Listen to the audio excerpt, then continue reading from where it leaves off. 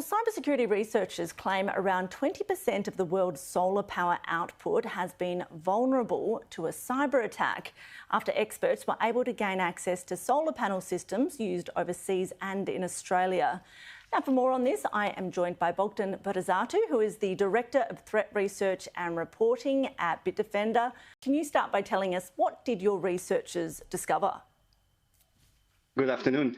We discovered a series of vulnerabilities in cloud infrastructure that helps people get connected to their own inverters at home. So what happened was that we were able to hijack devices that would not belong to us. And we started looking at how big this infrastructure is.